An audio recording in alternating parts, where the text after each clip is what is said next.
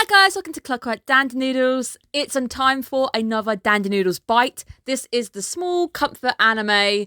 I need a break from the heavy anime that was earlier. I'm very happy that I have a light anime to break down with you guys. Make sure you guys are subscribed so you get all the videos to your YouTube so you see them flash up whenever a video goes up. Hello and welcome if you have found me for the first time. I break down the airing animes, generally just a few. I have 5 this season. If you want to see what those 5 are, go and have a little peek at the airing anime section. There is a Discord channel too that allows you to get notified whenever videos go up, and I've got a few perhaps odd ones coming your way this season as well, because I might be doing some different types of content coming your way too. Very exciting stuff. This is episode 2 of A Restaurant to Another World. We have another very yummy episode coming our way. This week's episode made me very, very hungry. Like last time, I made sure I was eating beforehand because this is a very yummy anime that has a habit of really making you feel hungry at the end of it. But it is a shame. I did think to myself, it's a bit shame that the anime doesn't actually air on Saturdays or the day of Sator, because they're missing a really good gimmick. The whole thing with the restaurant is it appears once every week, and that is the Saturday. They really open once a week and they get a lot of customers. It's a really weird business model if you think about it. He only makes money once a week, and I do know some places that do open for like 3 days a week and they make a lot of cash because it's more, everyone wants to grab hold of something really good, and obviously you've got limited time to do so, so you do still make the money, but again, you have those intense 3 days when you're working. The OP, I was thinking recently, is a lot slower than the first season. I have recently just had to recheck out the first few episodes just of the last season as a whole, just to see if I can improve my comparisons, and I think it definitely helped, and it was a yummy experience. It's a OP that I think really works. It works because it gets me hungry, it prepares me for what's coming my way, which is just the goodness of food. Today's odd partnership, we have Romeo and Juliet. This is the sleep-deprived version, which is suspicious because it starts really ominous. We've got all these bells chanting, and Romeo looks a little bit evil.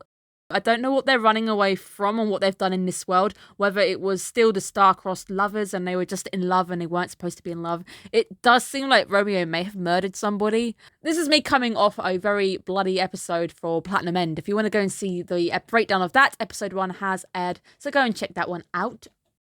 These two end up arriving before open, which again shows us that there is absolutely no control over when the door appears, which must be absolutely chaotic to the poor owner.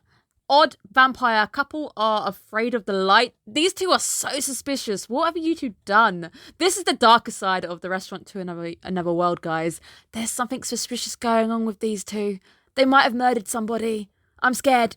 But the restaurant owner must really get annoyed, or at least bored of having to say the same things over and over again. You know, put the weapon away. I'm not going to kill you. Just going to eat some food, guys. It just must be, he must say this on a constant basis because we do get some very interesting customers to the restaurant.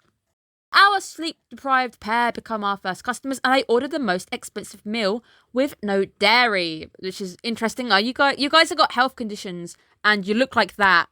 Something's going on. Are you vampires? We're going for steak, and he does initially snort at the idea of beef, sorry, even I'm doing it now, beef. And I do agree, some beef, if you do prepare it bad, it is chewy, it's horrible. I went through a phase of really liking steak about 4 years ago. I was obsessed with steak. It's calmed down a bit. I'm going through a Turkish phase right now. There was a point when I couldn't eat beef because it was just too chewy, too horrible, or I guess cheap. I was eating the cheap versions and it just wasn't good. So these guys do, however, have that rich taste. They go for the richest meals. I do think they're still coming from the rich families, so I think that's what they're still going for. It is slightly similar to the main story, which is quite nice, but I don't see them pay when they leave, which is quite suspicious. The last half is a continuation of the season 1 characters, which I'm so happy we do because it's really nice to have the continuation. It's nice to have episodic, but it's also nice to have that crossover when your characters keep on growing and you follow them through. So we're going back to Adelheid, and she was the princess with the sweet tooth. She only orders sweets when she goes into the cafe, which is great because I really associate with that. I like sweets. But we are essentially touching base. We do meet Mince Cutlet again. Mince Cutlet, the lady, she was from episode number 2, and that was off season number 1. And we now have a coming up of episode 2. in season 2. It's really nice just to have the touch that she's in episode 2 of both seasons now. And the Cutlet episode was a fantastic golden perfected episode. I really like that episode. I did rewatch that one before watching this. I do love me some Cutlet. So the season 1 characters interacting, we had the couple from the desert. The guy likes Princess Adelheid and he just can't bring himself to show her. This was a continuation. This is great. The fact that these two were actually interacting back in season 1. But it is a table of sweets. Everybody on this table orders the sweet things. One day he will perhaps tell her he likes her, but today is not that day. But it's a really great segue into today's food, the cream puff with coffee. I really want to try cream puffs. For the life of me, I probably have had them. I don't remember trying them at any point, but I would definitely want to try one now, again, happily, because they look amazing. But hold the coffee, I am not a coffee fan. I really would have liked to see the owner actually cook these, because we do skip on the cooking on this one, which is quite sad. But it is a very wholesome scene that we get treated to. The cream puff art looks amazing. My hunger level was starting to peak at this point because the art is so detailed, and this is exactly what a cream puff looks like. I do think that anime makes for great advertisement. This is definitely good advertising for cream puffs. Adelheid is a very charming character, and the treatment of Hannah under her is great because it's refreshing for an ability to actually treat their staff very, very nicely. And these two are fantastic. It's such a wholesome scene. It really does make me want to try these things even more. But Hannah and Adelheid have a very fantastic dynamic. I love these two. I do hope we get to see some more of them at some point. It's wholesome. Maybe one day Adelheid will actually bring Hannah with her. Who knows? It's fantastic to have this episode. It's such a sweet episode.